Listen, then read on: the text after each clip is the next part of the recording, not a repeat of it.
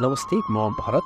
आज म तपाईहरुलाई अमिलो चुक कसरी सान्ने जानकारी गराउनेछु र भिडियोलाई सुरुदेखि लास्टसम्म हेर्नुहोला, लाइक गर्नुहोला, कमेन्ट गर्नुहोला, सक्दो भिडियोलाई शेयर गर्नुहोला।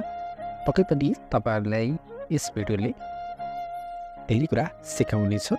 अमिलो कसरी सान्ने। सबैभन्दा पहिले मैले चुकलाई यसरी माथिको भागलाई यसरी काटे। माथिको भाग, सबैभन्दा माथिको भाग त्यति काटिसकेपछि तलको भाग पनि काटे। अब यसरी हामीले काटिसकेपछि मलाई पनि सजिलो भयो र तपाईहरुलाई पनि सजिलो हुन्छ। यो बाहिरको छाला विशेष त यसरी छराउने। अमिलो खासमा हामीले शीतलमा बनाउने गरिन्छ र घाममा बसेर खाने भनिन्छ यसलाई। यसको विशेषता पनि त्यही हो र बाहिरको मजाले यसलाई यसको बुग्राहरू यसरी छराउनु होला अथवा अल्साउनु होला। अल्साइसकेपछि अब भित्रको यो भाग जुन छ यो भागको पनि यो दाना जस्तो जुन तपाईहरुले देख्नुभयो अमिलोको चुकको विशेषता भित्रको दानाहरू पनि हुन्छ। त्यो दानाहरू राम्रोसँग झिकेर राख्नु होला, किनकि यो दानासँगै हामीले चुक सान्दाखेरि दाना हाम्रो मुखमा गयो भने तितो हुने गर्छ।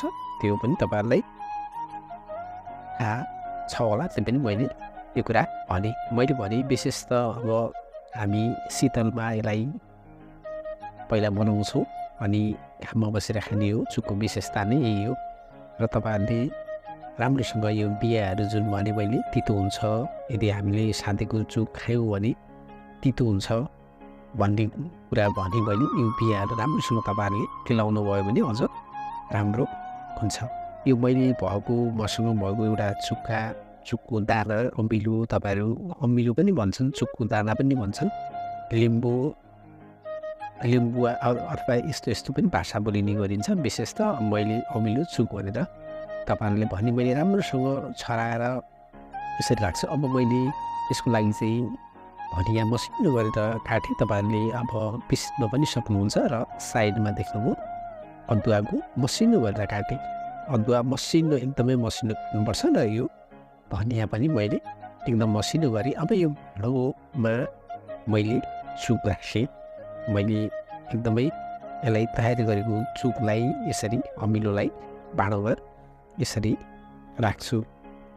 अब भाँडोमा यसरी राखिसकेपछि सबैभन्दा पहिले अब के गर्ने, हामीले चुक पनि तयार गऱ्यौँ। चुक तयार गरिसकेपछि हामीले भाँडो पनि राख्यौँ, राम्रोसँग पनि केलायौँ। त हामीले अब काटेको धनियालाई, मसिनो काटेको धनियालाई पहिला सुरुमा मैले याद गरेँ यसमा चुकमा। अब तपाईलाई आवश्यकता अनुसार चुक कति छ त्यही राख्नु होला। अनि यो मसिनो गरेर पेस्ट गरेको अदुवा, मसिनो एकदमै मसिनो गरेको अदुवा यसरी राखेँ। तपाईँले पिसेर पनि राख्न सक्नुहुन्छ। मैले अब यो सबैकोमा सिलौटो हुन्छ भन्ने छैन, त्यसैले अब सिलौटो नहुनेहरूको लागि सबैभन्दा बेटर, उत्तम यो तरिका मानिन्छ।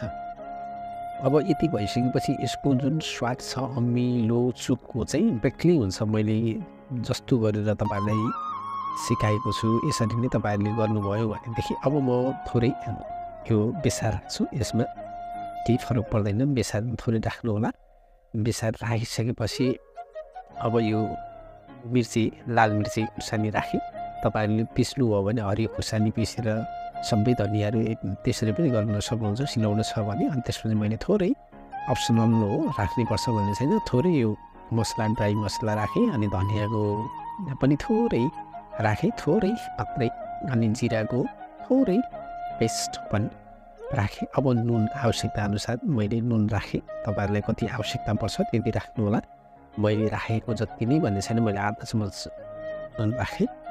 अब नुन राखेपछि सबै तयार भयो। थोरै थोरै सबै राख्नुपर्छ हामीलाई, विशेष त चुक साथमा आउँदैन, त्यही भएर पनि हाम्रो एकदमै स्वादिष्ट नहुनुका कारणहरू त्यो मैले राखेको जस्तो। अब मैले यहाँनिर तपाईँले देख्नुभयो यो जस्तो पाकेको एकदमै सुटो थोरै राखेँ। अनि त्यसपछि चिनी, अब यो चिनी आवश्यकता अनुसार मैले 2 चम्मच राख्छु यसमा। तपाईहरुले तपाईको चुक कति खान मन छ त्यही अनुसार चिनी राख्नु होला। तपाई कम धेरै भन्ने कुरा तपाईहरुले आफूले राख्ने हो र भिडियोमा मैले एउटा जानकारी मात्रै तपाईँहरूले गरेँ। यति भइसकेपछि मजाले तपाईँहरूले एकछिन यसमै मिक्स गर्नु होला अथवा बुझ्नु होला। कसरी बुझ्नुहुन्छ तपाईँहरू मिक्स गर्ने भन्ने हुन्छ। मसलाहरू सबै अचुकमा मिक्स गरेर अब यो झाँटेको देख्नुभयो तपाईँहरूले तेलमा झाँटेको गजबको आइडिया कि तेलमा थोरै तेल डढाउने डढाइसकेपछि जिरा राख्ने अनि बेसार राख्ने अनि यसमा झाल्ने त्यो सबै तयार गरेको भयो। यसरी झानिसकेपछि अब जति हाम्रो बचेको मसलाहरू हामीले थोरै राखेका छौँ त्यो एकदम मिक्स हुन्छ र एकदम स्वादिष्ट हुन्छ। कुनै पनि यहाँनिर अब बेसार राखेका छौँ हामीले ड्राई के अरे ड्राई मसलाहरू छ। अब यस्तो मसलाहरू अब हामीले झानेको मसलाहरू जुन अब तपाईँहरूले मैले झाने अहिले पुरै तेलमा आगोमा तेल राख्ने अनि त्यसरी मजाले तताइसकेपछि जिरा राखेर बेसार राखेर अनि यसरी झान्ने। देख्नुभयो कलरै कस्तो आयो एकदम अनन्त हुन्छ। अब यो चिजहरू हामीले यसरी अमिलो साँधेर राख्यौँ भने सायद तपाईँहरूले यसरी साँधेको अमिलो त पहिलोचोटि देख्नुभयो होला पक्कै पनि मेरो आफ्नो यो हो।